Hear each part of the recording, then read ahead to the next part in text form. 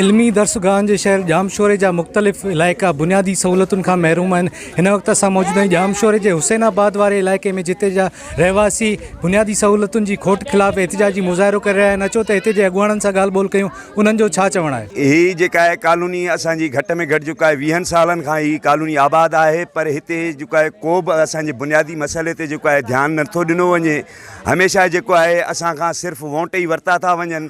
न त हिते का बिजली सहूलत आहे, न का ड्रेनेज जी सहूलत आहे, न गैस जी सहूलत आहे, न का पाणी सहूलत आहे। या को असां बंगाली आहियूं, या त को असां ॿाहिरनि कंहिं मुल्कनि मां आया आहियूं जो असांजे हिन बचनि ते केरु बि रहम नथो खाए।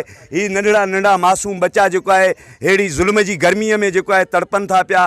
तव्हां ही ॾिसंदा हूंदा त ही असांजा ॿार जेको आहे कीअं गर्मीअ में जेको आहे परेशान लॻा पिया आहिनि।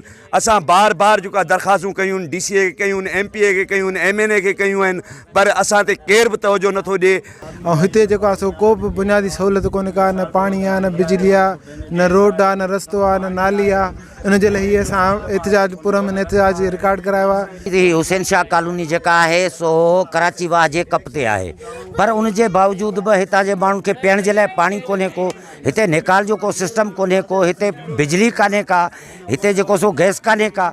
त हिते माण्हुनि जे इलाइक़े जे वासियुनि खे सख़्तु तकलीफ़ुनि खे मुंहुं ॾियणो पइजी रहियो आहे। असांजो मुतालबो आहे त ही हुसैन शाह कॉलोनी 15-20 साल अॻु में जॾहिं वजूद में आई त 20 सालनि खां वठी हिन कॉलोनी में को बि बुनियादी मसइलो हल न थी सघियो आहे। हिन कॉलोनी में न बिजली आहे, न गैस आहे, न पाणी आहे, न ड्रेनेज आहे, न रोड रस्तो आहे। एतिरे हद ताईं हितां जा माण्हू मुश्किलात जो शिकार आहिनि।